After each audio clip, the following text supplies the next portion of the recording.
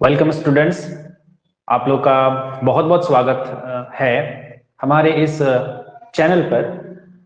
Bright future in physics हमारा channel है और आप लोगों के लिए डिफरेंट स्टूडेंट्स के रिक्वेस्ट पर हम एक सीरीज स्टार्ट कर रहे हैं जिसमें चैप्टर वाइज हम लोग वन शॉट वीडियो बनाएंगे जो क्लास 12 के सीबीएसई बोर्ड के लिए एग्जाम के लिए काफी इंपॉर्टेंट रहेगा।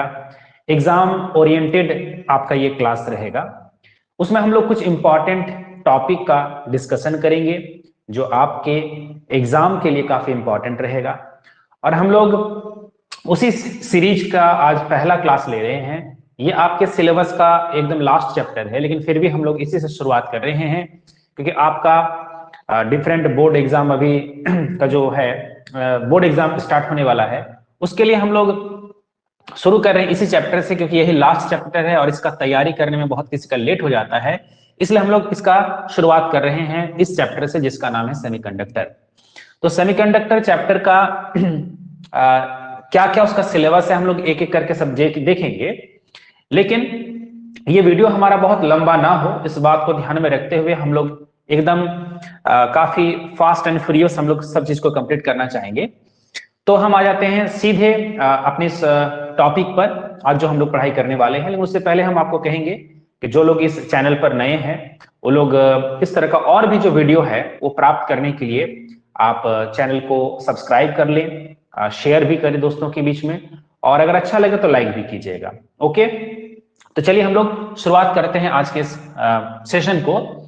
जैसे कि मैंने लिखा है कि आज हम लोग शुरुआत करेंगे कौन सा टॉपिक, कौन सा चैप्टर, तो चैप्टर का नाम है सेमीकंडक्टर। तो सेमीकंडक्टर में हम लोग क्या क्या पढ़ने वाले हैं, तो उसमें जो फर्स्ट टॉपिक आपका दिया हुआ है कि energy bands in solids. Energy bands in solids का मतलब है कि कंडक्टर, बैड कंडक्टर और सेमीकंडक्टर, इन तीनों का ही जो है आपको एनर्जी बैंड्स पढ़ना है। तो एनर्जी बैंड्स क्या है, हम लोग मैंने आपको चूंकि पहले बताया कि इस क्लास में हम लोग बहुत ज्यादा डिटेल्ड थ्योरी नहीं पढ़ेंगे, हम लोग जो एग्जाम के लिए इंपॉर्टेंट होगा वैसे चीजों पर ज्यादा फोकस करेंगे। तो एट फर्स्ट हम बात करते हैं वैलेंस बैंड का।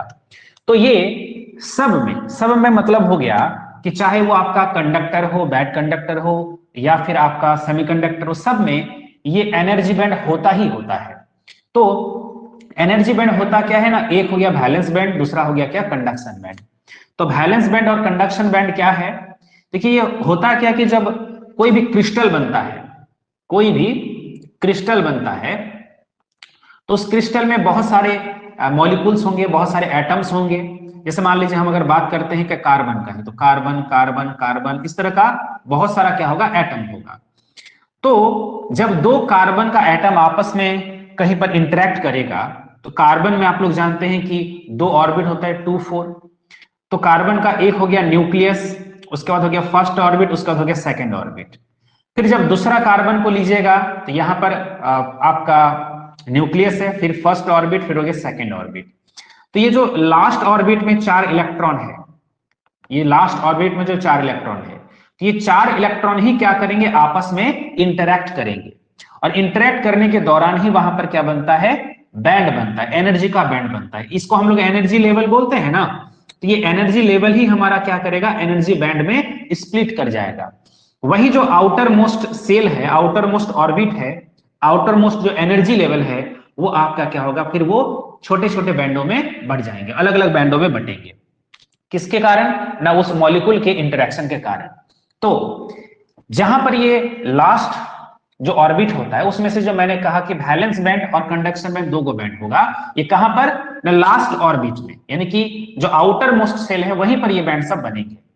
तो वैलेंस बैंड क्या होता है, तो वैलेंस बैंड होगा जहां पर कि इलेक्ट्रॉन जरूर पाए जाएंगे, यहां पर इलेक्ट्रॉन होगा ही होगा। और कंडक्शन बैंड क्या होगा, कंडक्शन बैंड एक बैंड ऐसा होता है जहां पर कि इलेक्ट्रॉन पाए भी जा सकते हैं या नहीं भी पाए जा सकते हैं। जैसे कि आपको मैंने लिखा है यहां पर, आप लोग डेफिनेशन को पढ़ लीजिएगा। The top most band in A solid lattice in which electrons present completely, यहां पर इलेक्ट्रॉन्स कंप्लीटली प्रेजेंट होगा, यानी कि श्योरली वहां पर प्रेजेंट होगा। और the energy band in which free electrons move and conduct electric current is called conduction band. तो कंडक्शन बैंड कौन सा हो गया? ये हो गया हमारा कंडक्शन बैंड, ये हो गया हमारा वैलेंस बैंड। कंडक्शन बैंड में क्या होगा? इलेक्ट्रॉन पाया भी जा सकता है, नहीं भी पाया जा सकता है। अगर यहां पर इलेक्ट्रॉन मिलेगा तो बिल्कुल वो कंडक्ट करेगा, मतलब कंडक्टिविटी शो करेगा। कंडक्टिविटी शो करेगा मतलब हो गया कि वहां पर इलेक्ट्रिक करंट फ्लो होगा, यानी कि ये किसका प्रॉपर्टी होगा? कंडक्टर का प्रॉपर्टी होगा, अगर इलेक्ट्रॉन यहां पाया जाएगा तो। और जैसे कि हम लोग बैड कंडक्टर को जानते हैं, जहां पर कि कोई इलेक्ट्रिक करंट पास नहीं करता है, तो ये वाला इलेक्ट्रॉन वहां पर नहीं होगा। यानी कि कंडक्शन बैंड वो फुलफिल हो भी सकता है, नहीं भी हो सकता है। और ये वैलेंस बैंड क्या होगा? ये होता है, मतलब यहां पर इलेक्ट्रॉन पाया जाता है, वहां पर इलेक्ट्रॉन भरा होगा, पूरा भरा होगा यहां पर। और यहां पर क्या होगा? इलेक्ट्रॉन नहीं भी पाया जा सकता है। तो कंडक्शन बैंड में इलेक्ट्रॉन नहीं भी मिल सकता है। अब बात कर लेते हैं फर्मी एनर्जी लेवल का। तो फर्मी एनर्जी लेवल क्या है? एक ऐसा एनर्जी लेवल है, ये भी तो एनर्जी लेवल है। ये जो वैलेंस बैंड मैंने लिखा है ये भी क्या है? एक तरह का एनर्जी लेवल है। कंडक्शन बैंड ये भी एक तरह का एनर्जी लेवल है। तो फर्मी एनर्जी लेवल कौन सा एनर्जी लेवल होता है? एक ऐसा एनर्जी लेवल जहां पर इलेक्ट्रॉन कितने टेम्परेचर पर होगा ना? 0 केल्विन के टेम्परेचर पर होगा। आप लोग जानते हैं दुनिया का सबसे कम टेम्परेचर कौन सा होता है? 0 केल्विन। तो एकदम जो मिनिमम टेम्परेचर है, उस मिनिमम टेम्परेचर पर इलेक्ट्रॉन जिस एनर्जी लेवल को वो ऑक्युपाई करेगा, उसी को हम लोग क्या कहते हैं? Fermi energy level. तो फर्मी एनर्जी लेवल कहां पर होगा ना? 0 केल्विन पर इलेक्ट्रॉन जिस लेवल में होगा उसी को हम लोग कहेंगे Fermi energy level. Fermi energy level, ये वाला लाइन को मैंने दर्शाया, ठीक है। नेक्स्ट बात हो गया forbidden energy gap. Forbidden energy gap, उसको शॉर्टकट में एनर्जी गैप भी कहते हैं। और ये एनर्जी गैप कौन सा है? ये जो कंडक्शन बैंड और वैलेंस बैंड के बीच का जो डिफरेंस है, किसका डिफरेंस है ना? एनर्जी का डिफरेंस है। ये जो वैलेंस बैंड है ये लोअर एनर्जी लेवल है, और ये क्या हो गया आपका? हायर एनर्जी लेवल होगा। इलेक्ट्रॉन का जब एनर्जी कम होता है तो वैलेंस बैंड में, ज्यादा एनर्जी आ जाएगा तो कहां पर चल जाएगा? वो कंडक्शन बैंड में चल जाएगा। तो ये जो कंडक्शन बैंड में मान के चलिए यहां पर जाने के लिए 10 इलेक्ट्रॉन वोल्ट चाहिए, और यहां पर रहने के लिए सपोज दैट कि 8 इलेक्ट्रॉन वोल्ट चाहिए। तो ये जो 10 और 2 का जो डिफरेंस है, यानी कि 2 इलेक्ट्रॉन वोल्ट का जो डिफरेंस है, इसी को हम लोग क्या कहेंगे? फॉरबिडन एनर्जी गैप, यानी कि एनर्जी गैप। तो एनर्जी गैप क्या हो गया ना? कंडक्शन बैंड और वैलेंस बैंड के बीच का जो एनर्जी का डिफरेंस है, उस एनर्जी के डिफरेंस को हम लोग क्या कहेंगे ना? उसको कहेंगे हम लोग एनर्जी गैप कहेंगे। ओके, अब इसी एनर्जी गैप के आधार पर हमको क्या करना है? कंडक्टर, बैड कंडक्टर और इंसुलेटर के बीच में हम लोग को डिफरेंस को बताना है। तो हम लोग नेक्स्ट स्लाइड में वही देखेंगे कि कैसे हम लोग एनर्जी बैंड के आधार पर क्या करेंगे? तीनों का डिफरेंस करेंगे। कौन कौन सा? वैलेंस बैंड, कंडक्शन बैंड और मतलब वैलेंस बैंड, कंडक्शन बैंड के आधार पर हम लोग क्या करेंगे? कंडक्टर, बैड कंडक्टर और सेमीकंडक्टर के बीच का डिफरेंस बताएंगे। ओके, तो चलिए हम लोग नेक्स्ट स्लाइड की बात करते हैं।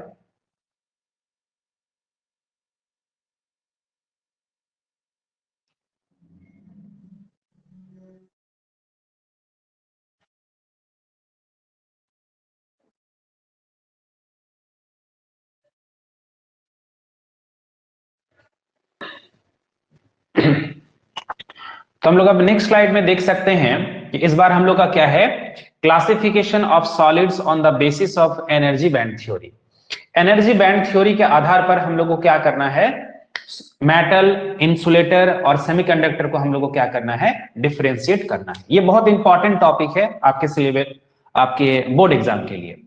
तो जैसा कि हम लोग देख सकते हैं कि मेटल में क्या होता है, देखिए मेटल में होता है कि देखिए आप यहां से लेकर यहां तक आपका वैलेंस बैंड, जो पूरा मैंने स्क्रैच किया हुआ है, ये पूरा स्क्रैच किया हुआ है, वो क्या चीज है?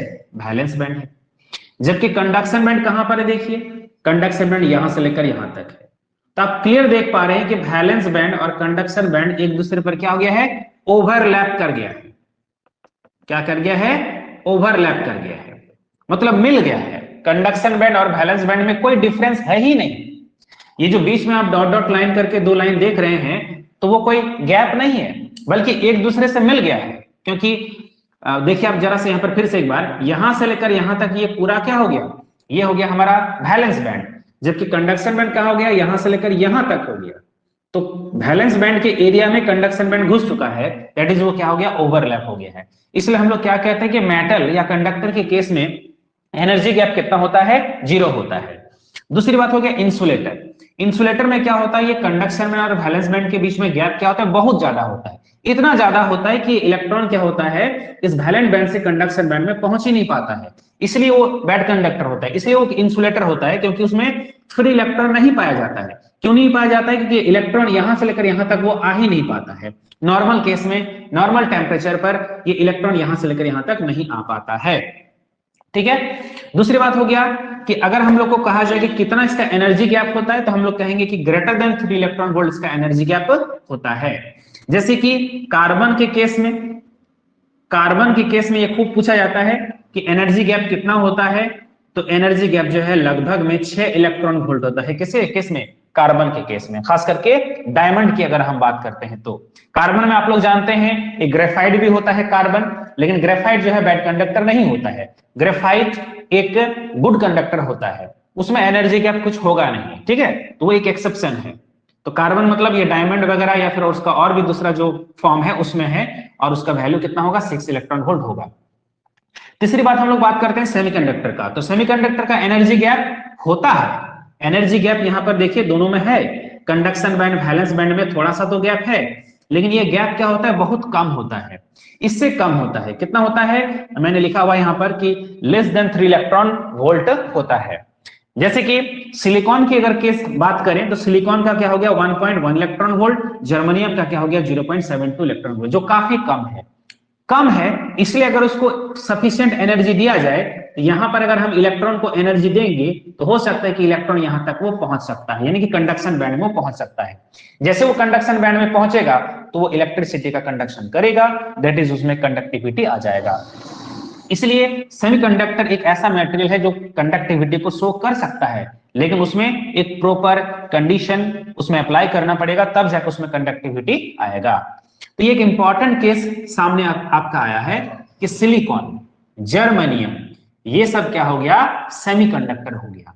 सिलिकॉन और जर्मनियम क्या हो गया, दोनों ही हमारा सेमीकंडक्टर है। सेमीकंडक्टर वैसे मेटल होते हैं जिनका की वैलेंसी टेट्रा वैलेंसी होता है, तो टेट्रा वैलेंट होता है, इस बात को नोट कीजिएगा। तो जिस एलिमेंट का वैलेंसी 4 होता है, यानी कि टेट्रा वैलेंट होता है, वो सब क्या होता है, सेमीकंडक्टर होता है। यहां पर बात आती है कार्बन का।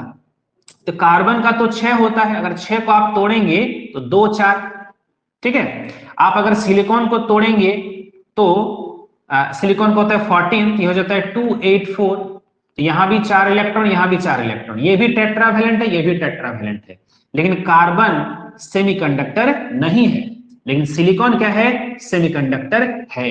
ऐसा क्यों, हम तो कह रहे थे यहां पर कि टेट्रावैलेंट होने से सेमीकंडक्टर होगा, तो कारण यह है कि इसका जो आयोनाइजेशन एनर्जी है, आयोनाइजेशन पोटेंशियल होगा, बहुत ज्यादा होगा। क्यों ज्यादा होगा, क्योंकि उसमें 2 ही ऑर्बिट है, और यहां पर जो 4 इलेक्ट्रॉन है ना, ये 4 इलेक्ट्रॉन इस न्यूक्लियस के द्वारा काफी स्ट्रांगली अट्रैक्टेड होता है, और स्ट्रांगली अट्रैक्टेड होने के कारण वो क्या होगा, जल्दी उसको निकाल नहीं पाते हैं।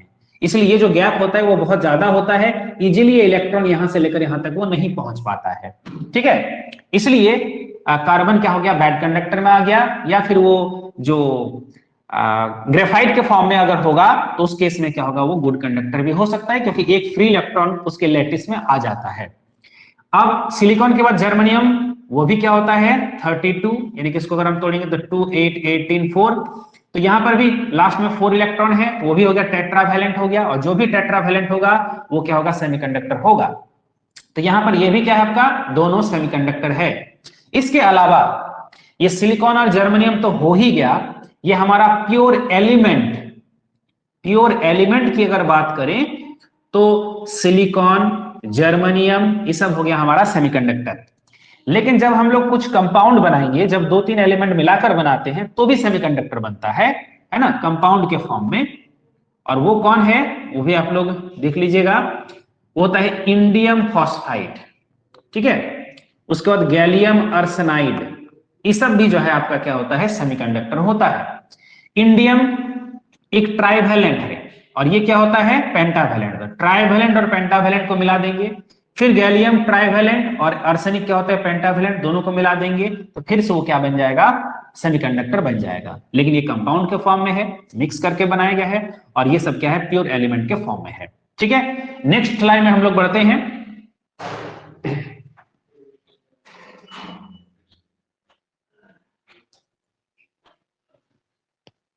बात कर लेते हैं इंट्रिंसिक सेमीकंडक्टर का। उससे पहले सेमीकंडक्टर दो तरह का होगा, एक होगा एक्सट्रिंसिक और एक होगा इंट्रिंसिक।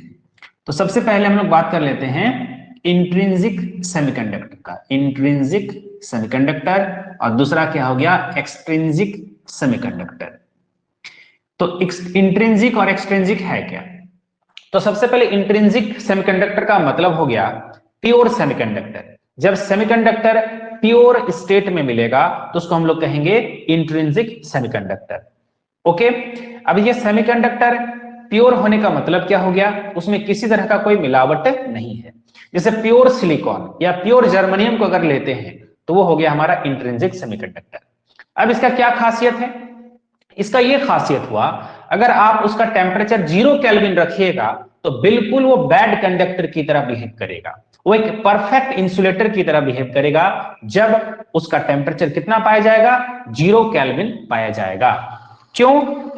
क्योंकि उस टेम्परेचर पर कोई भी इलेक्ट्रॉन, कोई भी वैलेंस इलेक्ट्रॉन कंडक्शन बैंड में नहीं पहुंच पाएगा। यहां पर बहुत सारे लैटिस है, उसमें से इलेक्ट्रॉन है, तो एक भी इलेक्ट्रॉन इस कंडक्शन बैंड में वो नहीं पहुंच पाएगा, इसलिए ये क्या करता है, एक बैड कंडक्टर की तरह बिहेव करता है। लेकिन जब इसको गर्म किया जाए, इसको थोड़ा सा थर्मल एनर्जी दिया जाए, इसका टेम्परेचर को बढ़ाया जाए, यानी कि ग्रेटर देन 0 केल्विन, 0 केल्विन से और कोई टेम्परेचर तो होता नहीं है, लेकिन 0 केल्विन से अगर टेम्परेचर को बढ़ाया जाए, जैसे जैसे टेम्परेचर को बढ़ाएंगे तो देखा जाता है कि इलेक्ट्रॉन जो है यहां पर पहुंचने लगते हैं। जब यहां से इलेक्ट्रॉन यहां तक पहुंच जाते हैं तो ये इलेक्ट्रॉन क्या बन गया, फ्री बन गया। और साथ ही साथ ऐसा होगा कि ये जो इलेक्ट्रॉन यहां से लेकर यहां तक पहुंचा है ना, तो यहां इलेक्ट्रॉन की क्या हो जाएगी, कमी हो जाएगी, डिफिसिट ऑफ इलेक्ट्रॉन हो जाएगा। ये जो डिफिसिट ऑफ इलेक्ट्रॉन है इसका नाम क्या है, होल है। ये जो मैंने आपको दिखाया यहां पर, इस चीज का नाम क्या है, होल है। तो जब एक इलेक्ट्रॉन यहां पर फ्री होगा तो यहां पर एक होल बन जाता है। इसी तरह से अगर ये इलेक्ट्रॉन यहां तक चल जाए तो ये भी क्या कहलाएगा, फ्री इलेक्ट्रॉन कहलाएगा। और यहां पर इलेक्ट्रॉन की जो कमी है, इस कमी को हम लोग क्या कहेंगे, होल कहेंगे। यानी कि जब भी हम प्योर सेमीकंडक्टर के यानी कि इंट्रिंसिक सेमीकंडक्टर के टेम्परेचर को बढ़ाएंगे तो टेम्परेचर बढ़ाने से एक फ्री इलेक्ट्रॉन अगर होता है तो साथ साथ एक होल भी बनता है। होल क्या हो गया, इलेक्ट्रॉन की कमी। और आप लोग जानते हैं जहां भी इलेक्ट्रॉन की कमी होती है वो एक पॉजिटिव चार्ज के जैसा बिहेव करता है, पॉजिटिव चार्ज के जैसा वो काम करता है। तो अगर 2 इलेक्ट्रॉन फ्री हुआ तो 2 होल भी बन गया। इसलिए हमने यहां पर लिखा है, देखिए ये हो गया नंबर डेंसिटी है, कंसंट्रेशन है ये। तो ये concentration of holes and concentration of electrons is equal to, इसको हम लोग कहते हैं इंट्रिंसिक चार्ज कैरियर, इसलिए Ni लिखा है, दोनों बराबर होता है। तो होल्स और फ्री इलेक्ट्रॉन्स एक साथ क्या होता है, क्रिएट होता है, तो दोनों साथ साथ प्रोड्यूस होंगे। ऐसा इसलिए होता है, जैसे मान लीजिए कोई सिलिकॉन हो गया, तो सिलिकॉन का ये अगर मान के चलिए कोई क्रिस्टल है, तो सिलिकॉन सिलिकॉन सिलिकॉन लगातार ये बंधा हुआ है, ठीक है, ये लगातार इस क्रिस्टल में क्या है, बंधा हुआ है। किस तरह का बॉन्ड बनता है ना, कोवेलेंट बॉन्ड बनता है सिलिकॉन सिलिकॉन के बीच में। ये इस तरह का दिखाना सही नहीं है क्योंकि यहाँ पर क्या बनता है, कोवेलेंट बॉन्ड बनता है, क्योंकि ये इलेक्ट्रॉन आपस में शेयर करता है, ये इलेक्ट्रॉन ये आपस में शेयर करता है। तो हमको ऐसे दिखाना चाहिए था, ये इलेक्ट्रॉन लगातार आपस में क्या करता है, कोवेलेंट बॉन्ड बनाता है, ठीक है। तो सिलिकॉन सिलिकॉन के बीच में क्या होता है, कोवेलेंट बॉन्ड जो है बनता है। लेकिन जब हम लोग टेम्परेचर को इंक्रीज करेंगे, जब टेम्परेचर को इंक्रीज करेंगे तो क्या होता है, कहीं भी एक बॉन्ड टूट सकता है। कहीं भी एक बॉन्ड टूटने का मतलब हो गया, जैसे मैंने यहां पर दिखाया कि यहां पर एक इलेक्ट्रॉन है, यहां पर भी एक इलेक्ट्रॉन है, और ये आपस में क्या कर रहा है, शेयर कर रहा है। ना तो इलेक्ट्रॉन ये सिलिकॉन इसको दिया, ना तो ये वाला सिलिकॉन इसको दिया, बल्कि दोनों क्या करता है, एक दूसरे को शेयर करता है। अब अगर टेम्परेचर को बढ़ाया जाए, थर्मल एनर्जी अगर उसका इंक्रीज किया जाए, तो फिर यहां पर क्या हो सकता है, बॉन्ड टूट सकता है, और बॉन्ड टूटने से हो सकता है कि इलेक्ट्रॉन यहां से क्या हो गया, निकल गया, उस बॉन्ड से निकल गया, बंधन से मुक्त हो गया। और बंधन से जब वो मुक्त हो जाएगा तो उसको हम लोग क्या कहेंगे, वो free from that bond, that is वो फ्री हो गया। तो ये इलेक्ट्रॉन फ्री हो जाएगा, यहां से हट गया। अगर ये इलेक्ट्रॉन ये फ्री हो गया तो यहां पर क्या हो गया, इलेक्ट्रॉन की तो कमी ना हो गया, क्योंकि ये तो सिलिकॉन का एटम तो नहीं ना हटा है, बल्कि ये सिलिकॉन सिलिकॉन अभी भी है। तो बॉन्ड बनाने के लिए एक इलेक्ट्रॉन की कमी हो गया, और ये जो कमी है इसी को हम लोग क्या कहेंगे, होल कहेंगे। तो होल क्या हो गया, vacancy of electron, that is seat of positive charge, वो एक पॉजिटिव चार्ज के जैसा बिहेव करता है। और अगर याद रखिए, जब वो प्योर सेमीकंडक्टर होगा, इस बात को बहुत ध्यान से सुनिएगा, प्योर सेमीकंडक्टर है तो होल और फ्री इलेक्ट्रॉन का जो नंबर होता है वो दोनों क्या होता है, बराबर होता है। ये एक्चुअली नंबर नहीं है, ये क्या है, number of holes per unit volume. ये क्या है, number of electrons, free electrons per unit volume. और ये क्या है, number of intrinsic charge career. Intrinsic charge career क्या हो गया, ये जो होल और इलेक्ट्रॉन है, इन दोनों को हम लोग क्या कहेंगे, इंट्रिंसिक चार्ज कैरियर कहेंगे। दोनों आपस में क्या हो गया, बराबर हो गया। ओके, क्यों ये बनता है, क्योंकि कोवेलेंट बॉन्ड इसका क्या होता है, टूटता है, और इसी कोवेलेंट बॉन्ड के टूटने से ये इलेक्ट्रॉन और होल्स बनता है। ठीक है, रही बात अब इसके ड्रिफ्ट वेलोसिटी का, तो आप लोग जानते हैं चैप्टर 3 में आप लोग पढ़े थे ड्रिफ्ट वेलोसिटी। तो ड्रिफ्ट वेलोसिटी का ये एक फॉर्मूला होता है, Vd is equal to e tau by m. मान के चलिए जब भी हम इलेक्ट्रिक फील्ड लगाएंगे, जो भी वैल्यू है, तो वो इलेक्ट्रिक फील्ड क्या होता है, सब पर बराबर लगेगा। इलेक्ट्रॉन पर भी जितना इलेक्ट्रिक फील्ड लगेगा, इस पर भी लगेगा, क्योंकि इलेक्ट्रिक फील्ड अलग अलग नहीं लगाया गया है, इलेक्ट्रिक फील्ड क्या होगा, दोनों में बराबर लगाया जाएगा। जब भी कोई सेमीकंडक्टर का मटेरियल होगा और आप कोई एक्सटर्नल इलेक्ट्रिक फील्ड अप्लाई करेंगे, तो वो एक्सटर्नल इलेक्ट्रिक फील्ड इलेक्ट्रॉन पर भी लगेगा और होल्स पर भी लगेगा। तो E हो गया चार्ज, किसका चार्ज है, इलेक्ट्रॉन का भी चार्ज है और होल का भी चार्ज है। दोनों का चार्ज क्या होता है, बराबर होता है। अंतर यह है कि इलेक्ट्रॉन है तो नेगेटिव चार्ज है और होल है तो क्या हो गया, पॉजिटिव चार्ज है, लेकिन दोनों का वैल्यू क्या है, बराबर है। E हो गया इलेक्ट्रिक फील्ड, टाउ हो गया क्या, रिलैक्सेशन टाइम, ठीक है, और m क्या हो गया, मास हो गया। तो चूंकि ये होल जो है पॉजिटिव चार्ज के जैसा बिहेव कर रहा है, तो ये प्रोटॉन के जैसा बिहेव करेगा वो, ठीक है, और ये प्रोटॉन के जैसा बिहेव करने का मतलब हो गया उसका मास क्या हो गया, ज्यादा हो गया, और मास ज्यादा होने का मतलब हो गया ड्रिफ्ट वेलोसिटी क्या हो जाएगा, कम हो जाएगा। इसलिए हम लोग कहते हैं drift velocity of electron is greater than drift velocity of hole. Hole मतलब पॉजिटिव चार्ज, पॉजिटिव चार्ज मतलब वो प्रोटॉन के जैसा हो गया। तो प्रोटॉन का मास ज्यादा होता है, होल का मास ज्यादा होता है, इसलिए उसका ड्रिफ्ट वेलोसिटी क्या हो गया, कम हो गया। तो इलेक्ट्रॉन का ड्रिफ्ट वेलोसिटी ज्यादा, होल का ड्रिफ्ट वेलोसिटी क्या होगा, कम होगा। बहुत इंपॉर्टेंट क्वेश्चन है ये। नेक्स्ट मोबिलिटी की बात कर लेते हैं। तो मोबिलिटी का फॉर्मूला आप लोग जानते हैं, drift velocity per unit electric field को हम लोग कहते हैं मोबिलिटी। तो मोबिलिटी हो जाएगा Vd बाई ई। ई तो दोनों के लिए सेम केस है, Vd जिसका ज्यादा, म्यू उसका ज्यादा। तो Vd किसका ज्यादा है, इलेक्ट्रॉन का ज्यादा है ड्रिफ्ट वेलोसिटी, इसलिए इलेक्ट्रॉन का ही मोबिलिटी क्या हो गया, ज्यादा हो गया। ओके, अब हम लोग एक बार फिर से रिकैप कर लेते हैं बात को कि इंट्रिंसिक सेमीकंडक्टर मैंने क्या सीखा। जब भी हम उसको थर्मल एनर्जी देंगे, यानी कि उसको हीट देंगे, तो ये इलेक्ट्रॉन क्या हो सकता है, कंडक्शन बैंड में पहुंच सकता है। जब भी कंडक्शन बैंड में पहुंचा मतलब वो फ्री हो गया, जैसे बॉन्ड टूट जाना, फ्री हो गया वो। यही बात को हम यहां पर दिखा रहे हैं, तो कैसे दिखाएंगे, बॉन्ड टूट गया, बॉन्ड टूटने से इलेक्ट्रॉन फ्री हो गया, और इलेक्ट्रॉन जैसे ही फ्री हो जाएगा तो यहां पर क्या होगा, इलेक्ट्रॉन की कमी प्रोड्यूस होगा, इलेक्ट्रॉन का कमी होगा। इसी कमी को हम लोग क्या कहते हैं ना, होल कहते हैं। Hole is the deficit of electron. तो जब भी होल बनेगा एक इलेक्ट्रॉन भी बनेगा, साथ साथ में बनेगा, पेयर में बनेगा। जब भी इलेक्ट्रॉन और होल होगा वो दोनों क्या होगा, जोड़ा में बनेगा। ये किसके लिए, only for intrinsic semiconductor, that is pure semiconductor. अब हम लोग नेक्स्ट में देखेंगे, नेक्स्ट स्लाइड में देखेंगे कि एक्सट्रिंसिक सेमीकंडक्टर में क्या होगा। और दूसरी बात, हम जाते जाते इस बात को भी क्लियर कर लेते हैं कि इसमें इलेक्ट्रॉन को फ्री करने के लिए क्या करना पड़ता है, काफी ज्यादा हीट देना पड़ता है, गर्म करना पड़ता है। बहुत ज्यादा गर्म करेंगे, हीट देंगे, तभी जाके इसमें क्या होगा, इलेक्ट्रॉन फ्री होता है। तो अगर इसकी कंडक्टिविटी को बढ़ानी है, इसकी कंडक्टिविटी को बढ़ानी है, तो आपको क्या करना पड़ेगा, टेम्परेचर को इंक्रीज करना पड़ेगा।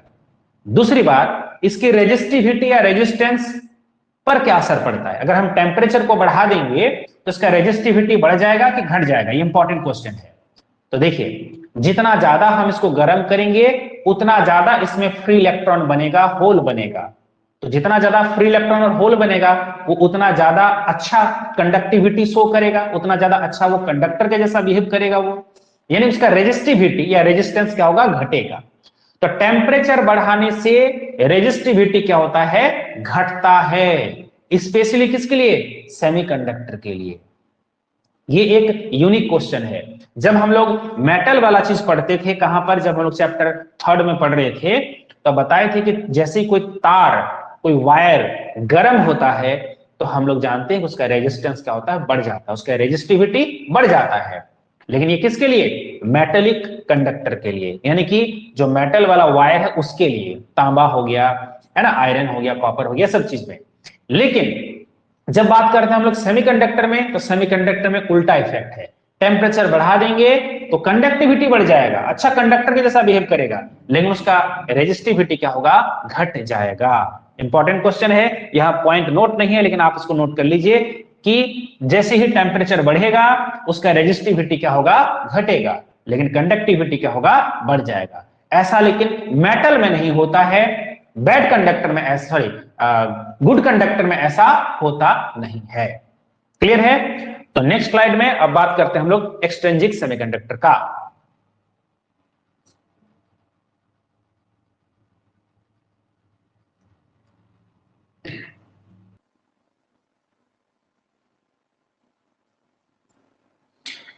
तो अब हम लोग बात कर लेते हैं एक्सट्रिंसिक सेमीकंडक्टर का। एक्सट्रिंसिक सेमीकंडक्टर कैसे बनेगा? जब हम लोग प्योर सेमीकंडक्टर में, जब हम लोग प्योर यानी कि इंट्रिंसिक सेमीकंडक्टर में क्या करेंगे? डोपिंग करेंगे। किस चीज का डोपिंग करेंगे? ना ट्राइवेलेंट और पेंटावेलेंट इंप्योरिटी का डोपिंग करेंगे। तो क्या बनेगा? जब प्योर को हम लोग डोपिंग कर देते हैं, मिलावट कर देते हैं, तो वो हो जाता है हमारा एक्सट्रिंसिक सेमीकंडक्टर। अब डोपिंग करने का तरीका है, हम लोग कैसे उसको डोपिंग करेंगे ना? पार्ट्स पर मिलियन में करेंगे, मतलब बहुत कम मात्रा में, बहुत कम क्वांटिटी में उस डोपिंग को करना है। तो डोपिंग करने के बाद क्या बन जाएगा? वो ना एक एक्सट्रिंसिक सेमीकंडक्टर बनेगा।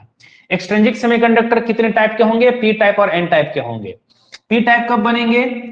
डोपिंग मतलब क्या क्या डोपिंग करना है? ट्राइवेलेंट और पेंटावेलेंट। जब ट्राइवेलेंट का डोपिंग करेंगे तो बन जाएगा पी टाइप, और जब पेंटावेलेंट का डोपिंग करेंगे तो बन जाएगा एन टाइप। कैसे बनता है ये बात को समझते हैं।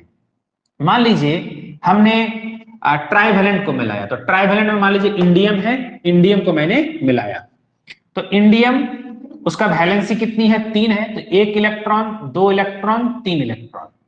लेकिन ये कहां पर फंसेगा? आप तो सिलिकॉन में मिलावट कर रहे हैं, तो सिलिकॉन में जाकर वो फंसेगा। तो इसके चारों तरफ कौन है ना? इसके चारों तरफ सिलिकॉन है। यहां भी सिलिकॉन है, इधर भी सिलिकॉन है, इधर भी सिलिकॉन है, इधर भी सिलिकॉन है। तो सिलिकॉन का ये वाला जो इलेक्ट्रॉन है वो इसके साथ क्या किया? बॉन्ड बना लिया।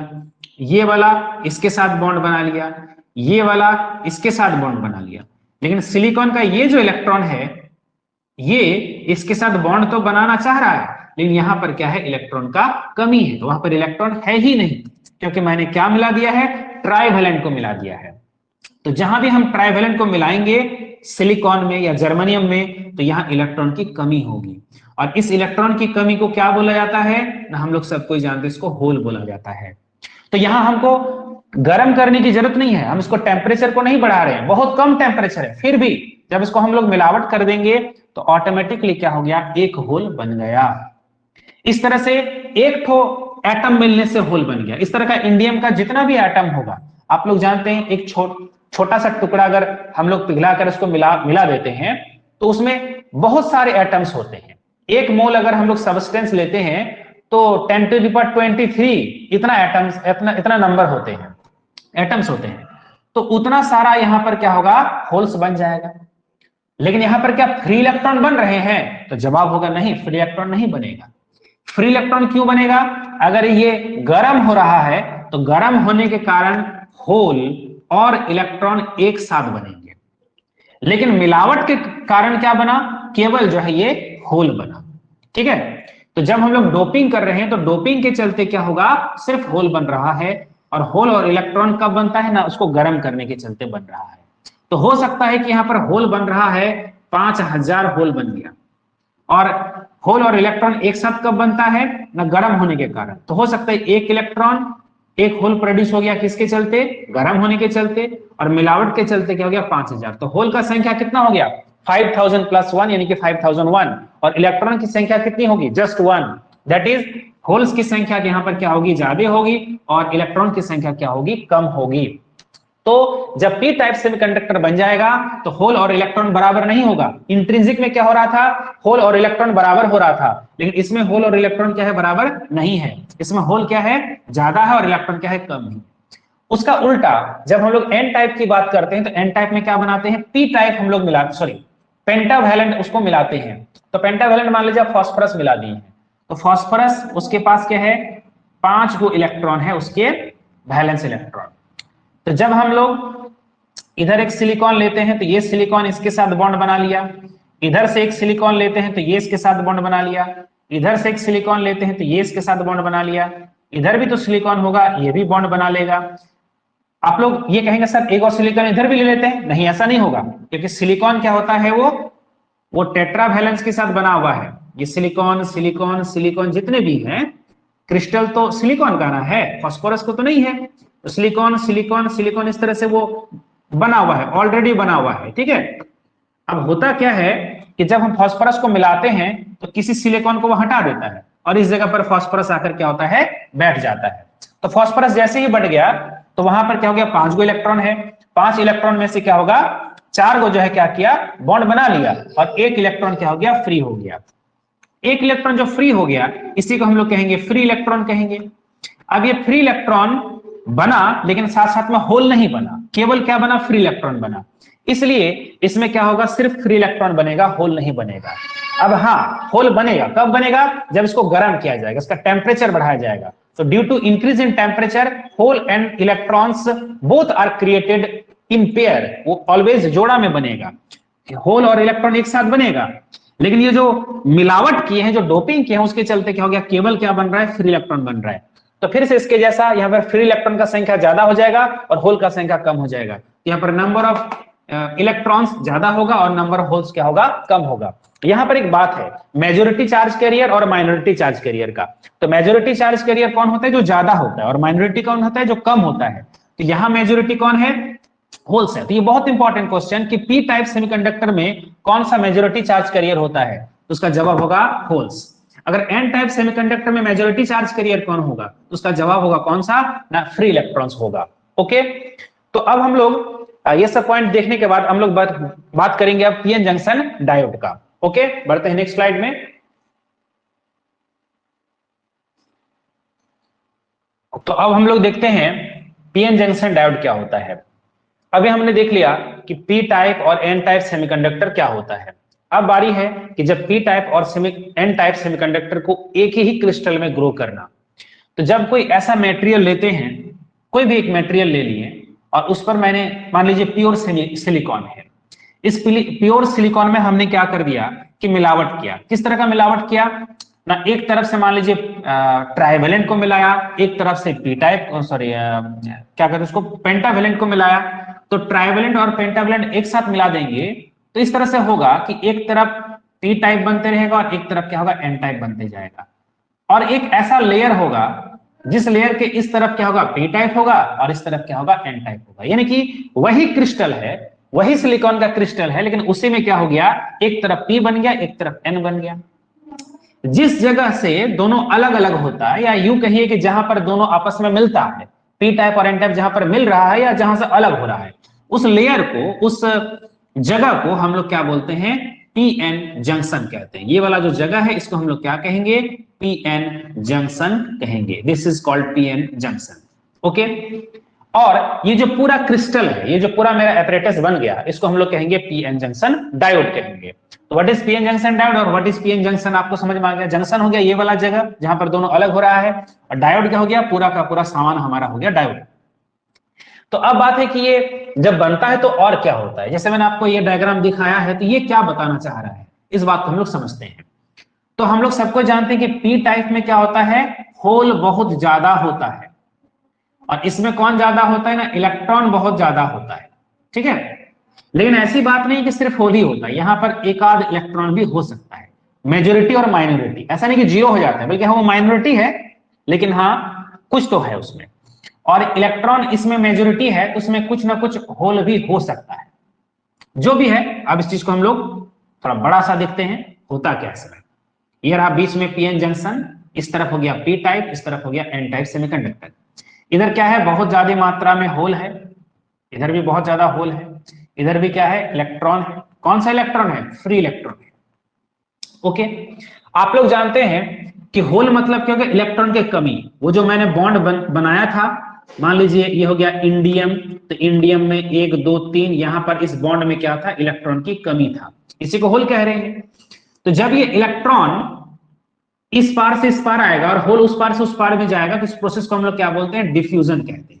डिफ्यूजन मतलब क्या हो गया, क्योंकि अलग अलग जैसे गैस को आप मिलाते हैं तो डिफ्यूजन होता है ना, उसी तरह से जब ये पी टाइप और एन टाइप बनेगा, तो चूंकि चार्ज कैरियर अलग अलग तरह का है, इसलिए यहां पर क्या होगा, डिफ्यूजन होगा। और डिफ्यूजन होने से होल इधर क्रॉस करेगा, इलेक्ट्रॉन इधर आएगा। इलेक्ट्रॉन जैसे इस पार आएगा, तो जहां पर इलेक्ट्रॉन की कमी था उसको होल कहते हैं, वो उसको पूरा कर लेगा। वो पूरा कर लेगा मतलब यहां पर क्या बन जाएगा, यहां पर जो है ये होल का कमी दूर हो जाएगा। और ये जो अब एटम है वो अब नेगेटिवली आयन बन जाएगा, नेगेटिव आयन बन जाएगा। तो यहां पर क्या बनेगा, नेगेटिव आयन बनेगा। आप पूछेंगे सर ये नेगेटिव आयन कैसे बन गया, तो कारण है, एक बात हम आपको पिछले स्लाइड में बताना भूल गया कि पी टाइप और एन टाइप हम कह तो देते हैं, उसका नाम क्यों पड़ा। तो पी टाइप जनरली हम लोग ये सोचते हैं कि शायद वो पॉजिटिवली चार्ज टाइप है, और एन टाइप मतलब क्या हो गया, एन नेगेटिवली चार्ज, मतलब वो सेमीकंडक्टर है। तो ऐसे कहने के लिए, याद करने के लिए हम लोग ऐसा कह देते हैं, क्योंकि इलेक्ट्रॉन ज्यादा है तो इलेक्ट्रॉन में नेगेटिव चार्ज है, तो इलेक्ट्रॉन में नेगेटिव चार्ज है, ठीक है, इसलिए हम लोग उसको कह देते हैं कि एन टाइप। क्या बोल देते हैं उसको, एन टाइप कह देते हैं। और होल, होल में क्या होता है, पॉजिटिव चार्ज, इसीलिए उसका नाम हो गया पी टाइप सेमीकंडक्टर। तो पी टाइप में याद रखिएगा होल ज्यादा होता है, और एन टाइप में क्या होता है, यहां पर इलेक्ट्रॉन ज्यादा होता है, ये हम लोग जानते हैं। लेकिन ऐसी बात बिल्कुल नहीं है कि एन टाइप जो है वो उसमें नेगेटिव चार्ज होता है। एन टाइप न्यूट्रल होता है, पी टाइप भी न्यूट्रल होता है, दोनों न्यूट्रल होता है। क्यों न्यूट्रल होता है उसका ज्यादा डिटेल में हम नहीं जा रहे हैं, लेकिन इतना जान लीजिए कि दोनों क्या होता है, न्यूट्रल होता है। क्योंकि नंबर ऑफ प्रोटॉन्स और नंबर ऑफ इलेक्ट्रॉन्स अभी भी क्या है, बैलेंस्ड है। हर हालत में नंबर ऑफ इलेक्ट्रॉन्स और नंबर ऑफ प्रोटॉन्स क्या होता है, बैलेंस होता है, इसलिए वो न्यूट्रल ही होता है। लेकिन ऐसा हो गया कि चार्ज कैरियर के फॉर्म में क्या है, होल्स ज्यादा है या किसी में इलेक्ट्रॉन ज्यादा है, लेकिन इसका मतलब ये नहीं है कि वो क्या हो गया है, चार्ज हो गया है। चार्ज अभी भी उसमें टोटल का टोटल 0 है। जैसे किसी तार में, जब किसी तार में हम लोग करंट फ्लो कराते हैं, तो करंट फ्लो कराने से क्या वो चार्ज्ड है, नहीं, उसमें फ्री इलेक्ट्रॉन भले मूव कर रहा है, लेकिन वो फ्री इलेक्ट्रॉन कोई एक्स्ट्रा इलेक्ट्रॉन नहीं है, बल्कि उसी एटम से निकला हुआ इलेक्ट्रॉन है। तो एटम बन गया पॉजिटिव और इलेक्ट्रॉन बन गया क्या, नेगेटिव बन गया, ठीक है, इलेक्ट्रॉन नेगेटिव हो गया। सबको मिलाइएगा तो अभी भी चार्ज क्या है, 0 है। इस बात को समझ लीजिए। तो एन टाइप और पी टाइप, इस बात को हम लिख देते हैं कि एन टाइप और पी टाइप दोनों, दोनों का दोनों क्या होता है, न्यूट्रल ही होता है, ठीक है। टोटल चार्ज उसका भी 0 है, बस चार्ज कैरियर का अंतर है। अब इसी बात को हम कह रहे थे, पहले इंडियम में भले ही 3 इलेक्ट्रॉन उसके आउटर मोस्ट ऑर्बिट में था, लेकिन ये क्या था, न्यूट्रल था। ये क्या था, न्यूट्रल था, चार्ज उसका अभी भी कुछ नहीं है, चार्ज अभी भी 0 है। लेकिन जैसे ही इलेक्ट्रॉन यहां आ जाएगा तो इलेक्ट्रॉन इस बॉन्ड को पूरा कर लेगा, तो यहां इलेक्ट्रॉन का संख्या बढ़ गया। जैसे एल्यूमिनियम में, एल्यूमिनियम में भी क्या होता है, लास्ट ऑर्बिट में 3 इलेक्ट्रॉन, तो 3 इलेक्ट्रॉन होने का मतलब क्या, वो नेगेटिवली चार्ज है, नहीं, एल्यूमिनियम का एटम न्यूट्रल होता है। लेकिन जैसे ही 1 इलेक्ट्रॉन आ जाएगा तो उसका इलेक्ट्रॉन का संख्या बढ़ गया, 13 इलेक्ट्रॉन की जगह 14 इलेक्ट्रॉन आ जाएगा। लेकिन प्रोटॉन अभी भी क्या है, 13 प्रोटॉन, लेकिन 14 इलेक्ट्रॉन हो गया, तो नेगेटिवली आयन बन गया। तो इसी तरह से जब ये इलेक्ट्रॉन इधर से इधर आ जाएगा तो यहां पर क्या बन जाएगा, नेगेटिवली आयन बन जाता है, और ये मूव नहीं करता है, अपनी जगह फिक्स रहता है, अपनी जगह क्या रहता है, फिक्स रहता है। अब ये इलेक्ट्रॉन जहां से भी आया होगा वहां पर क्या किया है, वो एक होल बनाया होगा।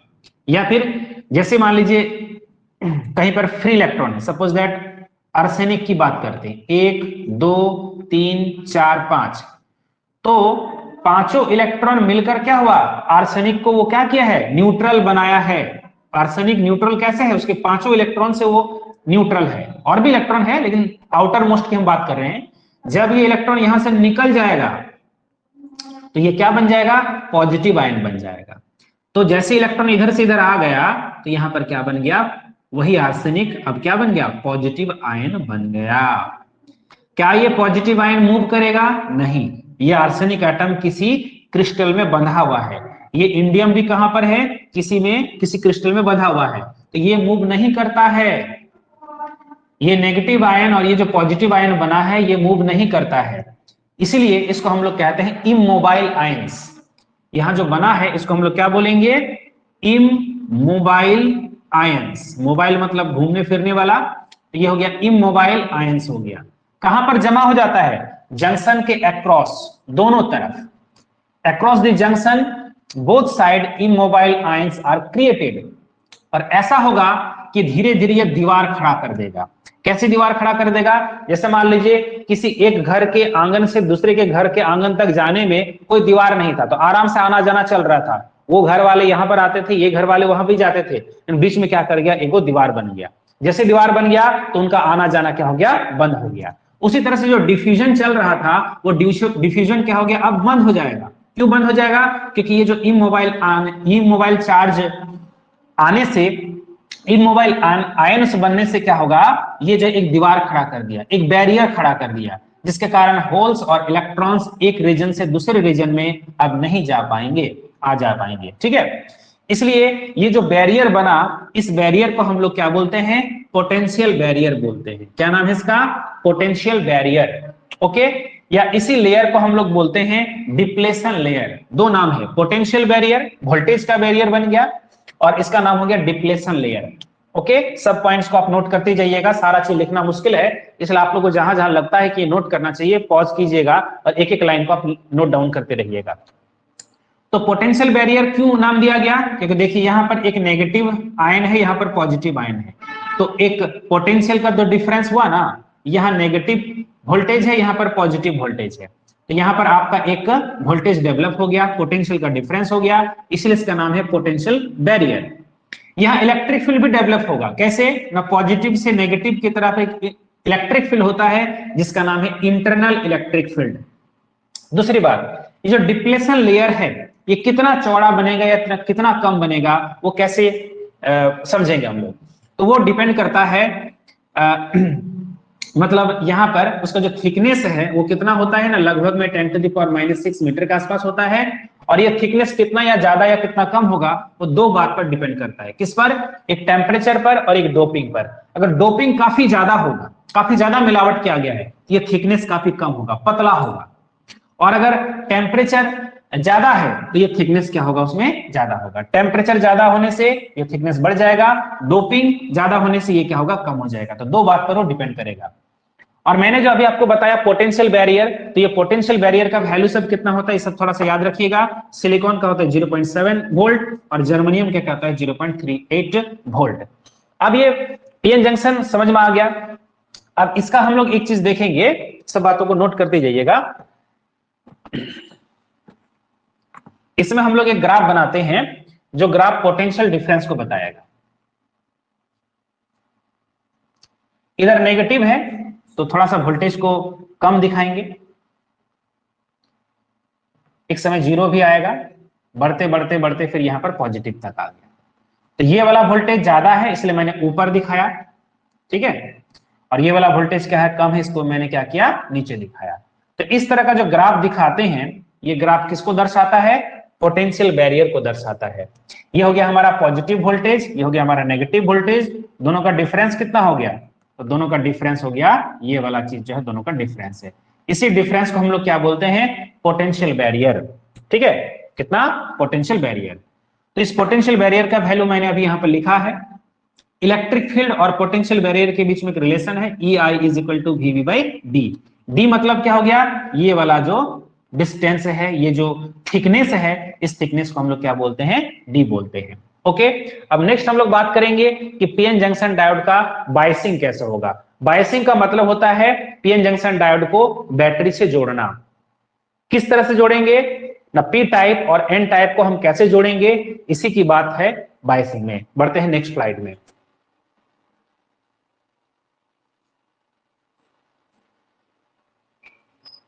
पीएन जंक्शन डायोड का बायसिंग कैसे करेंगे, उससे पहले पीएन जंक्शन डायोड का सिंबल क्या होता है, तो इस तरह का एक ट्राइंगल जैसा होगा, एरो जैसा होगा, और फिर इस तरह का होगा। ठीक है, इसको हम लोग पीएन जंक्शन डायोड का सिंबल बोलते हैं। ये हो गया पी, ये हो गया हमारा एन।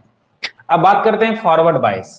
फॉरवर्ड बायस क्या होता है, जब हम लोग पी एन जंक्शन डायोड को, ये एक तरफ हो गया पी, एक तरफ हो गया एन, तो पी को जोड़ देंगे बैटरी के पॉजिटिव से और एन को जोड़ देंगे बैटरी के नेगेटिव से, तो इसको हम लोग क्या कहेंगे, पी एन जंक्शन डायोड का फॉरवर्ड बायस। रिवर्स बायस किसको कहेंगे, जब हम लोग पी टाइप और एन टाइप को कैसे जोड़ देंगे, उल्टा जोड़ देंगे। नाम से पता चल रहा है रिवर्स, तो रिवर्स कैसे करेंगे, पी को जोड़ देंगे माइनस से और एन को जोड़ देंगे किससे, प्लस से, तो ये हो गया रिवर्स बायस। अब दोनों में काम क्या होगा जरा सा हम लोग उसको देखते हैं। तो किस तरह का काम होगा उस बात को समझने के लिए हम लोग एक तरफ से डायग्राम को भी समझते हैं और साथ साथ काम को भी समझते हैं। हम लोग देखे थे कि यहाँ पर एक डिप्लेशन लेयर बनता है, यहाँ पर नेगेटिव आयंस, एक तरफ पॉजिटिव आयंस बना था, यहाँ पर होल ज्यादा होता है, इधर इलेक्ट्रॉन्स ज्यादा होता है, ये पी टाइप ये एन टाइप, इसको हम जोड़ देंगे किससे, बैटरी के प्लस से, इधर हम जोड़ देंगे बैटरी के माइनस से। तो होता क्या है कि ये जिस तरह से अंदर में एक इलेक्ट्रिक फील्ड बना था, इस तरह से बैटरी के प्लस से माइनस की तरफ भी क्या होगा, एक इलेक्ट्रिक फील्ड बनेगा। प्लस से माइनस की तरफ भी एक इलेक्ट्रिक फील्ड होगा। तो बाहर का इलेक्ट्रिक फील्ड उसके अंदर वाले इलेक्ट्रिक फील्ड को क्या करेगा, घटा देगा, यानी कि जो डिप्लेशन लेयर है उसको कम कर देगा। डिप्लेशन लेयर और कम हो जाएगा, जितना चौड़ा भी दिख रहा है ना, इस चौड़ाई को क्या कर देगा और कम कर देगा, इस चौड़ाई को और कम कर देगा, जिसके कारण ये होल अब धीरे धीरे इस पार में और इलेक्ट्रॉन क्या होगा, इस पार में जा सकता है। इसको हम लोग ड्रिफ्ट बोलते हैं। ये जो आना जाना कर रहा है ये जबरदस्ती उसको किया जा रहा है, इसलिए उसका नाम हो गया ड्रिफ्ट। तो ये ड्रिफ्ट हो रहा है वहां पर। तो ड्रिफ्ट होने से धीरे धीरे क्या होगा, करंट बढ़ते रहेगा। जैसे जैसे हम लोग वोल्टेज को बढ़ाएंगे तो लगातार करंट बढ़ते रहेगा। इसका अगर हम लोग एक ग्राफ बनाते हैं तो इस तरह का ग्राफ मिलता है, इसको हम लोग कहेंगे फॉरवर्ड वोल्टेज कहेंगे और इसको कहेंगे फॉरवर्ड करंट कहेंगे। Forward voltage, forward current. तो देखा गया है कि शुरू में करंट धीरे धीरे बढ़ता है और एक समय के बाद क्या होगा, करंट तेजी से बढ़ने लगता है। ठीक है, लेकिन ये जो करंट मिलेगा थोड़ा ज्यादा ही मिलता है, लगभग मिली एम्पियर के रेंज में मिलता है। जिस वक्त ये वोल्टेज, जिस वोल्टेज पर करंट बहुत तेजी से बढ़ने लगता है, उस वोल्टेज का नाम रखा गया है नी वोल्टेज। घुटना के जैसा वहां पर मुड़ता है, इसलिए उसका नाम हो गया नी वोल्टेज। ओके, तो यहां पर करंट सफिशिएंटली बढ़ता है, ठीक ठाक बढ़ता है, रेजिस्टेंस कम हो जाता है इसमें। क्यों रेजिस्टेंस कम हो गया, क्योंकि वो जो जंक्शन का जो बैरियर था, जो दीवार खड़ा किया गया था, वो दीवार को अब क्या कर दिया है, तोड़ दिया गया है, जिससे इलेक्ट्रॉन आना जाना आराम से कर रहा है, होल भी आना जाना आराम से कर रहा है। तो रेजिस्टेंस काफी कम हो गया। ओके, इसमें ध्यान दीजिएगा, रेजिस्टेंस घट जाता है इसमें। रिवर्स बायस में क्या होगा, उल्टा हो जाएगा। उल्टा क्या हो जाएगा, ये जो मैंने अभी आपको दिखाया कि वहां पर क्या हो गया था, डिप्लेशन लेयर घट गया था, जंक्शन का बैरियर घट गया था, लेकिन इसमें क्या होगा, जंक्शन का बैरियर बढ़ जाएगा। क्यों बढ़ जाएगा, क्योंकि यहाँ पर इंटरनल इलेक्ट्रिक फील्ड को सपोर्ट मिलेगा। कैसे सपोर्ट मिलेगा, ये पी टाइप है, ये एन टाइप है, इसको उल्टा जोड़ा जाता है। ठीक है, इसको हमने क्या किया, उल्टा जोड़ दिया। कैसे उल्टा जोड़ दिया, पी को जोड़ दिया नेगेटिव से, एन को जोड़ दिया बैटरी के पॉजिटिव से। तो इसका इंटरनल इलेक्ट्रिक फील्ड कैसा था, इधर से इधर था। अब ये जो बैटरी है, उस बैटरी के चलते भी इलेक्ट्रिक फील्ड इधर ही हो जाएगा। समझ में आ गया, तो दोनों क्या कर रहा है, सपोर्ट हो रहा है, एक दूसरे को सपोर्ट कर रहा है। तो ये इलेक्ट्रिक फील्ड घटेगा नहीं बल्कि और बढ़ जाएगा। तो जो भी होल इलेक्ट्रॉन एक पार से दूसरे पार में जा रहा था, एक रीजन से दूसरे रीजन में जा रहा था, वो तो और भी कम कर देगा। तो यहाँ करंट जो है नेग्लिजिबल होगा या होगा ही नहीं, इतना कम होगा करंट। उसमें थोड़ा बहुत करंट हो सकता है किसी कारण से, कि यहाँ जो आपका कुछ इलेक्ट्रॉन, मान के चलिए इधर भी जो भी है कुछ माइनॉरिटी चार्ज करिए, यहाँ पर इलेक्ट्रॉन है, यहाँ पे आपका इलेक्ट्रॉन ज्यादा होता है और कुछ होल्स होता है। तो हो सकता है कि ये जो इलेक्ट्रिक फील्ड है उसके अपोजिट ये इलेक्ट्रॉन जाना चाह रहा है, तो हो सकता है कि इलेक्ट्रॉन वो जाए। तो माइनॉरिटी चार्ज के कारण थोड़ा बहुत करंट हो सकता है, मेजोरिटी के कारण नहीं। माइनॉरिटी के कारण क्या हो सकता है, थोड़ा बहुत वो जा सकता है। इसलिए यहां पर हम लोग कहते हैं कि जो भी करंट होता है वो due to minority charge carrier के कारण होता है इनिशियली, लेकिन वो भी नेग्लिजिबल अमाउंट में। ऑलमोस्ट इसमें करंट हम लोग क्या लेते हैं, जीरो लेते हैं, क्योंकि रेजिस्टेंस क्या होता है, काफी ज्यादा हो जाता है। जैसे इसमें बताया था कि रेजिस्टेंस काफी लो होता है, लेकिन इसमें रेजिस्टेंस क्या होगा, काफी हाई हो जाएगा, इतना हाई हो जाएगा कि उसको करंट हम लोग जीरो ले लेते हैं। लेकिन जब इस वोल्टेज को हम लोग बढ़ाते रहेंगे बढ़ाते रहेंगे बढ़ाते रहेंगे, -1 वोल्ट, -2 वोल्ट, -3 वोल्ट, -4 वोल्ट, एक समय के बाद ऐसा सिचुएशन आएगा कि यहाँ पर वो कोवेलेंट को तोड़ देगा, इतना गर्म हो जाएगा जंक्शन हीटेड अप होने के कारण वो कोवेलेंट बॉन्ड को तोड़ देगा। तो यहाँ जो भी आपका आयन वगैरह था, है ना, पॉजिटिव आयन, नेगेटिव आयन, तो वहां पर नया नया होल्स और नया नया इलेक्ट्रॉन्स बनने लगता है। और अचानक से होल और इलेक्ट्रॉन का जैसे आंधी तूफान आ जाएगा वैसे वहां पर क्रिएट हो जाएगा, बहुत ज्यादा होल्स और इलेक्ट्रॉन्स वहां पर क्या होगा, क्रिएट हो जाएगा, और जिसके कारण अचानक से करंट का वैल्यू काफी बढ़ जाता है। और करंट का वैल्यू अगर तेजी से बढ़ जाएगा तो ये डायोड उसको सहन नहीं कर पाएगा, वो डायोड क्या हो जाता है, खराब हो जाता है उस समय। इसलिए उसको हम लोग कहते हैं ब्रेकडाउन वोल्टेज। इसको हम ग्राफ को उल्टा दिखाएंगे। क्यों उल्टा दिखाएंगे, क्योंकि वोल्टेज और करंट दोनों उल्टा है। क्यों उल्टा है, देखिए तो P को जोड़ा गया है नेगेटिव से, N को जोड़ा गया है पॉजिटिव से, इसलिए हम लोग ग्राफ को उल्टा दिखाते हैं। ये नेगेटिव वोल्टेज लगा दिए, इसको हम लोग कहेंगे रिवर्स वोल्टेज। इधर वाला को हम लोग क्या बोलेंगे, रिवर्स वोल्टेज कहेंगे, और इधर वाला को क्या कहेंगे, रिवर्स करंट कहेंगे। तो पहले तो करंट एकदम जीरो के आसपास, और एक समय के बाद करंट जो है काफी तेजी से बढ़ जाता है, उससे भी और तेजी से। लेकिन इसमें करंट का वैल्यू क्या होता है, बहुत कम, माइक्रो एम्पियर में, और एक समय तो एब्रप्टली बढ़ जाता है, ठीक है, और उस समय ये डायोड क्या होता है, खराब हो जाता है। इसलिए उस जगह पर हम लोग उसको क्या बोलते हैं, ब्रेकडाउन वोल्टेज कहते हैं। क्या बोला गया उसको, ब्रेकडाउन वोल्टेज कहा गया। ओके, तो अब अगर दोनों ग्राफ को एक साथ बनाया जाए तो काफी इंटरेस्टिंग दिखेगा। फॉरवर्ड बायस में इस तरह से धीरे धीरे बढ़ गया, ठीक है, फॉरवर्ड बायस में क्या हो गया, एक समय के बाद धीरे धीरे बढ़ गया। और रिवर्स बायस में क्या होता है, काफी कम करंट होता है, और जब बढ़ेगा तो इस तरह से वो बढ़ जाता है, ठीक है। ध्यान रहे, इधर वाला जो करंट होगा वो मिली एम्पियर होगा, ये वोल्टेज है। इधर वाला जो करंट होगा वो क्या होगा, माइक्रो एम्पियर होगा। ये माइनस वोल्टेज है, ये वाला आपका क्या है, plus voltage. This is for forward bias, this is for reverse bias. Okay, चलिए बढ़ते हम लोग नेक्स्ट स्लाइड में। अब डायोड का हम लोग इस्तेमाल करेंगे रेक्टिफायर के रूप में। तो अब हम लोग आगे बढ़ते हैं और देखते हैं कि पीएन जंक्शन डायोड का इस्तेमाल करके हम लोग क्या बनाएंगे। तो अभी टॉपिक जैसे लिखा हुआ है कि रेक्टिफायर, तो रेक्टिफायर क्या है, जो रेक्टिफाई करता है, किसको रेक्टिफाई करता है ना, एसी को डीसी में रेक्टिफाई करता है। अल्टरनेटिंग करंट हम लोग जानते हैं, जो हम लोग यहाँ सप्लाई लेते हैं, जो ट्रांसफार्मर से हम लोग के पास जो सप्लाई आता है वो एसी है। लेकिन कभी कभी क्या होता है कि हम लोग का जो एपरेटस है, डिवाइस है, इलेक्ट्रॉनिक डिवाइस है, वो एसी पर काम नहीं करता है, डीसी पर काम करता है। तो जरूरी होता है कि एसी को क्या करेंगे, डीसी में चेंज करेंगे। तो ये जो एसी को डीसी में चेंज करना, इसी को हम लोग क्या कहते हैं, rectification. Rectification is the process to convert AC into DC, and the device which converts AC into DC, that is called rectifier. Okay, तो रेक्टिफायर में हम किसका यूज करेंगे ना, पीएन जंक्शन डायोड का इस्तेमाल करेंगे। आपने देखा कि पीएन जंक्शन डायोड का खूबी होता है दो तरह का बायसिंग में, एक फॉरवर्ड बायस, एक रिवर्स बायस। फॉरवर्ड बायस में करंट इजीली फ्लो हुआ, रिवर्स बायस में करंट फ्लो होने में काफी दिक्कत होता है। जनरली वो करंट को क्या करता है, रोक देता है, ब्लॉक कर देता है। ओके, तो फॉरवर्ड बायस में रेजिस्टेंस कम होता है, रिवर्स बायस में रेजिस्टेंस बहुत ज्यादा होता है। फॉरवर्ड बायस में करंट इजीली फ्लो होता है, और रिवर्स बायस में करंट जो है इजीली फ्लो नहीं होता है, या करंट जीरो होता है। इसी का यूज करते हुए दो तरह का रेक्टिफायर बनाए गए, एक हाफ वेव रेक्टिफायर और एक क्या हो गया, फुल वेव रेक्टिफायर। तो हाफ वेव रेक्टिफायर और फुल वेव रेक्टिफायर क्या होता है, ये बात को समझते हैं। देखिए यहां पर एक ग्राफ बनाया गया है, जैसे आपको दिख रहा है, ये क्या चीज है, एसी है, ये आपका क्या है, एसी। हम लोग सबको जानते हैं अल्टरनेटिंग करंट ऐसा होता है। अब अल्टरनेटिंग करंट में क्या होता है, करंट का डायरेक्शन कभी इधर चेंज होता है, इधर जाता है, और कभी इधर आता है। इसलिए हम लोग यहाँ पर कभी ऊपर दिखाते हैं और कभी क्या करते हैं, नीचे भी दिखाते हैं। अब जरा नीचे वाला करंट को देखिए, इस नीचे वाले करंट में सिर्फ क्या है, करंट ऊपर ही है, नीचे तरफ कोई करंट आया नहीं है, इसलिए ये क्या बन गया, ये आपका डीसी हो गया। ये जो आप देख रहे हैं ये क्या है ना, डीसी है।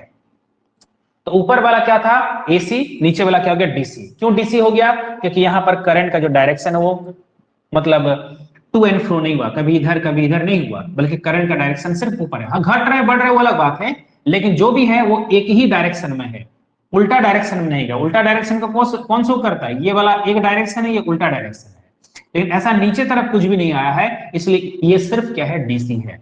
लेकिन ये एक फुल वेव है, ध्यान दीजिए यहां पर जो बनाया गया है यहां से लेकर यहां तक ये क्या हो गया, फुल वेव हो गया। क्या वो पूरा वेव डीसी बना, नहीं, हाफ वेव ही डीसी बना। और अगला वेव क्या है, अगला जो हाफ वेव है कुछ बना ही नहीं। तो पूरा वेव में से केवल एक वेव को ही, आधा वेव को ही हमने डीसी में कन्वर्ट कर पाया, इसलिए इसका नाम है हाफ वेव रेक्टिफायर। इसका नाम क्या है, हाफ वेव रेक्टिफायर। अब जरा से यहां देखिए, ये हमारा फुल वेव है, इस फुल वेव में इस आधा का तो यहां रेक्टिफिकेशन हो ही गया, और ये जो नीचे तरफ आपको दिख रहा था ये भी क्या हो गया, ऊपर तरफ आ गया, यानी कि ये इसका भी डायरेक्शन क्या हो गया, वही हो गया। अगर ये वाला करंट इधर जा रहा था और ये वाला करंट इधर आ रहा था, लेकिन इसमें क्या है, ये वाला भी उधर जा रहा है और ये वाला करंट भी क्या होगा, उधर ही जा रहा है, ये दोनों सेम डायरेक्शन में है। तो ये वाला इधर था तो ये वाला इधर था, तो यहां डायरेक्शन फिक्स हो गया, डायरेक्शन सेम हो गया, इसलिए क्या बन गया, डीसी बन गया। और इसमें पूरा का पूरा वेव का डीसी बन गया है, इसलिए इसका नाम हो गया फुल वेव रेक्टिफायर। तो half wave rectifier, full wave rectifier का मतलब हमको समझ में आ गया। अब ये हो कैसे रहा है, तो एसी में क्या होता है, मान के चलिए किसी वक्त इधर प्लस है, इधर क्या है माइनस है, फिर कुछ देर बाद क्या हो जाएगा, ये वाला प्लस बन जाएगा तो ये वाला क्या होगा, माइनस बन जाएगा। तो मान लीजिए हम शुरुआत करते हैं इसी से, ये वाला प्लस है, ये वाला क्या है, माइनस है। तो ये डायोड का पी टाइप है और इधर वाला क्या है, एन टाइप है। तो पी जुड़ गया पॉजिटिव से और एन नो डाउट नेगेटिव से, तो ये फॉरवर्ड बायस में रहा। फॉरवर्ड बायस में है तो करंट क्या होगा, पास करेगा, करंट पास करेगा, इधर करंट आ गया। अब आउटपुट में हमने करंट वोल्टेज दोनों ले लिया, ठीक है, हो गया। अब मान के चलिए ये वाला हो गया माइनस में और ये वाला क्या हो गया, प्लस में। तो अब बताइए ये डायोड क्या फॉरवर्ड बायस में है, नहीं, ये डायोड अब क्या हो गया, रिवर्स बायस में हो गया। और आप लोग जानते हैं जब रिवर्स बायस होता है तो उसमें कोई करंट फ्लो नहीं होता है, तो इसमें कोई करंट फ्लो नहीं होगा, इसलिए करंट की जगह पर क्या हो गया, खाली हो गया। उसी तरह से फिर से वापस आएगा ये प्लस और ये माइनस, तो फिर ये इस तरह का हाफ साइकिल हो गया, यहां भी करंट फ्लो होगा। फिर जब ये अगला हाफ साइकिल आएगा तो ये प्लस बन गया, ये माइनस बन गया, तो फिर इसमें करंट फ्लो नहीं होगा और इस तरह से लगातार चलते रहेगा। ठीक है, हाफ वेव का काम समझ में आ गया। फुल वेव में आते हैं। फुल वेव में थोड़ा सा चेंज किया गया, एक डायोड दो डायोड, दो को डायोड का यहां पर मैंने इस्तेमाल किया है, और आउटपुट को यानी कि जो लोड रेजिस्टेंस है उसको मैंने बीच में जोड़ा है, उसको सेंटर टैपिंग बोलते हैं। इसको क्या बोलते हैं, ये जो मैंने बीच में जोड़ा है इसको हम लोग क्या बोलेंगे, सेंटर टैपिंग किया है। उस सेकेंडरी कॉइल में ये ट्रांसफार्मर है, ये दोनों चीज क्या है आपका, ट्रांसफार्मर है, तो ट्रांसफार्मर का प्राइमरी कॉइल सेकेंडरी कॉइल है, तो सेकेंडरी कॉइल में मैंने क्या है, सेंटर टैपिंग यानी कि बीच में से जोड़ दिया है। वापस आते हैं इसी तरह से काम में, मानकर चलिए ये अभी प्लस में है, ये अभी माइनस में है, तो ये वाला डायोड क्या बन गया, फॉरवर्ड बायस, क्योंकि ये पी है, ये एन है, ये वाला पी है, इधर वाला एन है, तो ये फॉरवर्ड बायस में, ये रिवर्स बायस में, तो इससे करंट फ्लो होगा, इससे करंट फ्लो होगा, लेकिन इसमें करंट फ्लो नहीं होगा। ये करंट ऐसे चलते चलते इधर आ जाएगा, इसमें करंट इधर से इधर आ गया। मान के चलिए इसका नाम देते हैं ए और ये नाम देते हैं बी, तो ए से बी की तरफ करंट आ गया। नेक्स्ट जब ये प्लस और ये वाला माइनस बन जाता है, मतलब ये वाला हाफ साइकिल, ये इस हाफ साइकिल की बात कर रहे हैं, तो यहां पर ये वाला क्या बन जाएगा, रिवर्स बायस में, तो इसमें कोई करंट फ्लो नहीं होगा, इसमें करंट फ्लो नहीं होगा, ठीक है। लेकिन ये प्लस है, पी प्लस से जुड़ गया, एन माइनस से जुड़ गया, तो इसमें करंट फ्लो होगा, इसमें करंट फ्लो होगा, इधर जाएगा और इधर से फिर क्या हो जाएगा, इधर ही आ जाएगा, ऊपर तरफ नहीं जाएगा। तो जो मेरा लोड है, जो भी चीज आपको जलाना है, चाहे आपको आप बल्ब जलाना हो, डीजे बजाना हो, कुछ भी करना हो, तो आपको यहां पर ये जो ए से लेकर बी तक आपने देखा कि बार बार करंट का डायरेक्शन सेम ही रह गया। तो करंट का डायरेक्शन कभी इधर नहीं हुआ, कभी ऊपर से करंट इधर आ गया, कभी नीचे से करंट इधर से आ गया, तो करंट का डायरेक्शन सेम रह गया, इसलिए फिर से मैंने ऐसे ही दिखा दिया। इस तरह से दोनों हाफ वेव का क्या बन गया, रेक्टिफिकेशन हो गया, इसलिए इसका नाम है फुल वेव रेक्टिफिकेशन। ये बात तो समझ में आ गया। अब इसमें कुछ जरूरी बात कर लेते हैं, फ्रीक्वेंसी का। अक्सर ये पूछा जाता है कि मैंने जो एसी यूज किया था, उस एसी का फ्रीक्वेंसी था कितना, उसका फ्रीक्वेंसी था मान के चलिए 50 हर्ट्ज, कितना था, 50 हर्ट्ज, 50 हर्ट्ज उसका फ्रीक्वेंसी था। तो हाफ वेव रेक्टिफिकेशन होने के बाद फ्रीक्वेंसी कितना होगा? तो जवाब होगा 85 ही रह जाएगा। क्यों? देखिए तो 50 होने का मतलब क्या हो गया, ये 1, ये 2, ये 3, इस तरह का 50। तो यहां पर क्या हो गया, ये एक ही कहलाएगा, यहां तो कुछ नहीं है, तो दोनों मिलकर क्या हो गया, एक ही हुआ। फिर ये दोनों मिलकर क्या हो गया, एक ही हुआ। तो यहां पर क्या हो गया आपका 50 का 50 ही रह जाएगा। लेकिन इसमें क्या होगा, देखिए तो ये और ये मिलकर एक था, फिर ये और ये मिलकर एक था, लेकिन इसमें क्या हो गया, देखिए ये डबल हो गया, यहां पर एक हो गया, फिर ये दूसरा चीज हो गया। मतलब फ्रीक्वेंसी वहां पर क्या हो गया आपका डबल हो जाएगा। दैट इज यहां फ्रीक्वेंसी कितना हो जाएगा, 100 हर्ट्ज हो जाएगा। ठीक है, यहां पर ये दोनों मिलकर एक होता था, लेकिन यहीं पर क्या हो गया, डबल आ गया इसी जगह पर। ये दोनों को ऊपर कर दिया ना, तो फ्रीक्वेंसी इसका डबल हो गया, इसलिए इसका फ्रीक्वेंसी क्या होगा, दोगुना हो जाएगा। दैट इज 100 हर्ट्ज हो जाएगा। अगर उसका फ्रीक्वेंसी था 50 हर्ट्ज तो हाफ वेव में 50 ही रहेगा, और इसका कितना था 50 था, इसमें क्या हो जाएगा 100 होगा। क्यों बोली तो, क्योंकि फ्रीक्वेंसी का मतलब क्या है, एक सेकंड में कितना ऑसिलेशन पूरा होता है। तो इसका ऑसिलेशन कैसे पूरा होता था, ये एक बार में ऑसिलेशन, और इसका ऑसिलेशन कैसे पूरा हो गया, यही पूरा ऑसिलेशन है, ये एक बार ऑसिलेशन, ये दोबारा ऑसिलेशन। इसमें एक ऑसिलेशन यहां होता था, लेकिन यहां पर क्या हो गया, एक दो ऑसिलेशन हो गया, इसलिए इसका फ्रीक्वेंसी क्या हो जाएगा, डबल हो जाएगा। रही बात इसका एवरेज करंट का, तो एवरेज करंट का फॉर्मूला होगा I not by pi, average voltage का फॉर्मूला होगा V नॉट बाय पाई। आप लोग को अगर अल्टरनेटिंग करंट वाला चैप्टर अगर आप लोग पढ़े हैं तो वहां पर आप लोग पढ़े होंगे कि एसी का जो एवरेज करंट होता है वो होता है कितना ना, 2I नॉट बाय कितना होता है, पाई होता है। लेकिन चूंकि ये आधा ही है इसलिए इसका नाम है I not by pi, 2I not by pi इसमें होगा। ठीक है, और एक जरूरी बात कि करंट को और कैसे लिखा जाता है, तो करंट का फॉर्मूला होता है V बाय आर, याद रखिएगा V बाय आर होता है। लेकिन ये V मतलब हो गया आपका V नॉट मतलब मैक्सिमम वोल्टेज, RF और RL मतलब क्या हो गया, RF मतलब हो गया डायोड का ये रेजिस्टेंस है, डायोड का फॉरवर्ड रेजिस्टेंस है, और RL मतलब हो गया ये लोड रेजिस्टेंस है। लोड रेजिस्टेंस और डायोड का रेजिस्टेंस को जोड़ दिए और टोटल वोल्टेज से डिवाइड कर दिए तो मिल गया हमको मैक्सिमम करंट मिल गया, ये हमारा मैक्सिमम करंट है। इसी तरह से यहां भी अगर हम लोग जोड़ेंगे तो चीज डबल हो जाएगा, कितना हो जाएगा 2V नॉट हो जाएगा और RF प्लस RL होगा। और एक जरूरी बात है, ये क्या होता है उतना ज्यादा डिटेल में नहीं जा रहे हैं, रिपल फैक्टर। इसका रिपल फैक्टर 1.21 होता है, या परसेंटेज में चेंज करेंगे तो 121% होता है। इसका रिपल फैक्टर क्या होता है 0.48, या इसको अगर परसेंटेज में चेंज करेंगे तो हो जाएगा 48%। ऐसा और भी छोटी छोटी पॉइंट है जो आपको हम जो डिस्क्रिप्शन है वहां पर नोट्स वगैरह में दे देंगे ताकि आप लोग को समझ में आ जाए। ओके, तो रिपल फैक्टर क्या होता है कि जो एसी हम लोग ये तो कहते हैं कि डीसी हमको मिला, लेकिन डीसी में भी क्या है, एसी का पार्ट घुसा हुआ है। मतलब हम लोग को ये जो यहां पर मिल रहा है वो प्योर डीसी नहीं है, यहां पर थोड़ा सा एसी मिला हुआ है।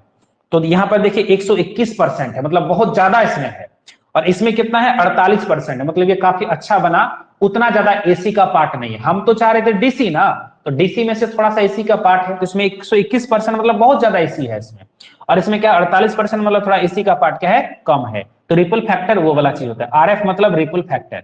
ओके, तो आज का क्लास हम इतना ही रहने देते हैं, क्लास बहुत ज्यादा लंबा करने का मकसद नहीं था इसमें, हालांकि कुछ टॉपिक बाकी रह गया, हम अगले वीडियो में देख लेंगे, जेनर डायोड या फिर और भी जो टॉपिक है छोटा सा वीडियो बनाकर उसको हम दे देंगे। ओके, खुद मेरा क्लास बहुत लंबा हो गया है इसलिए हम थोड़ा सा मजबूर हैं, ज्यादा खींच नहीं पाएंगे।